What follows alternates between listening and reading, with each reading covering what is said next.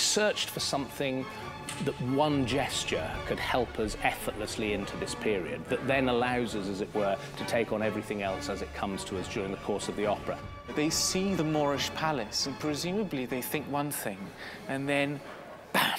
You know, the car appears, Barberina scuttles across the stage. You know, they're coming, the arrival. And then this car, and you think, hold on, where are we? I don't really know much about cars, but I knew that, you know, it wanted to be a little sporty thing, and we did a bit of research, and the Austin-Healey was one of the ones that sort of came up and sort of looked the part, and it became the kind of the ambition to try and track that one down, which is what Paul did so brilliantly. This had been lying in the yard of a kit car company for 10 years. They stopped making them about 5 years ago, and we just happened to ring the right person at the right time and found this, which was exactly what the designer was looking for. I love doing things like this because it is one of those things that showcases the skills that we have.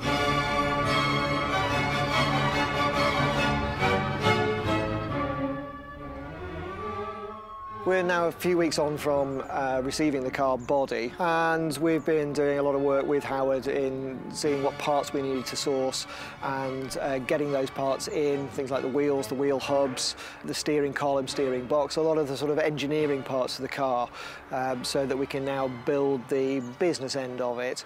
Because we can't use a petrol engine on stage, we're having to put an electric motor into the car, and the simplest way to do this is to take an existing electric vehicle, strip the parts from it, and then use those to create what we want. The car was a crucial choice, really, in helping us understand this world. The confidence, the power, the money, the 60s cool, if you like, all of them in one gesture can be defined.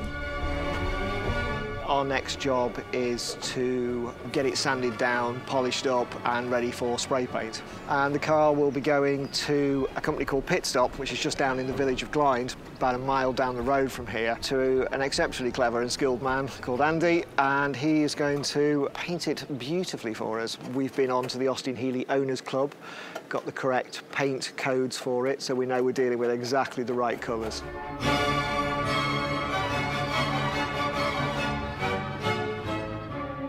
Feel comfortable and you're happy, just put your foot on the accelerator. Don't worry about the brake pedal.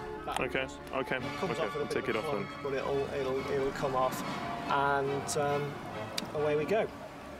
We had a little session with Odin, who's the chap who's playing the Count, who's going to be driving this on stage. Talked him through the operation of it, what it can't do, and just allowed him to get used to driving it around. When they first told me that I was having a car as a prop, I thought, like, God, that is the coolest thing ever. And then when I saw the car, it was just like, God, even better. It was a bit of an argument. There's a few arguments at the beginning when we found out about the car, of whose car actually it was. Sally, the Countess, she claims it's her car, which I'm just driving as we are approaching the house, but it's like, no way, this is my car. I decided it was my car, and he'd given it to me because he'd slept with my best friend at some pool party, and he was trying to make it up to me, but he wasn't having any of that, and he was very persistent that it was his car. If she said something else, it's like, that's wrong. And then when I found out that it had to be driven on the stage, I was very happy for it to be his car, because it's quite a stressful thing to have to do, actually. It's not as easy as it looks.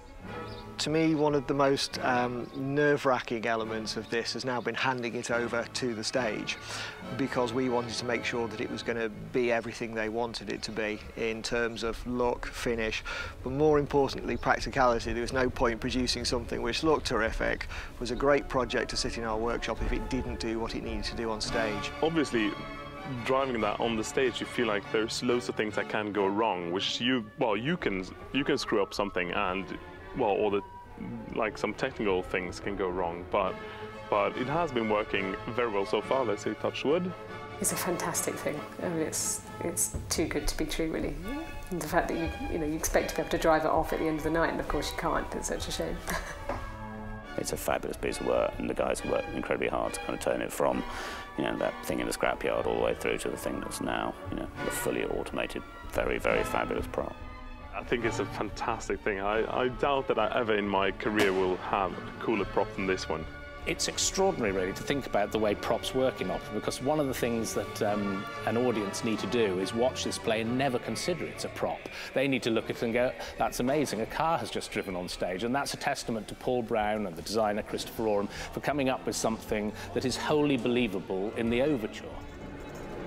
I think to me what this project sums up is the very spirit and essence of Glyndebourne.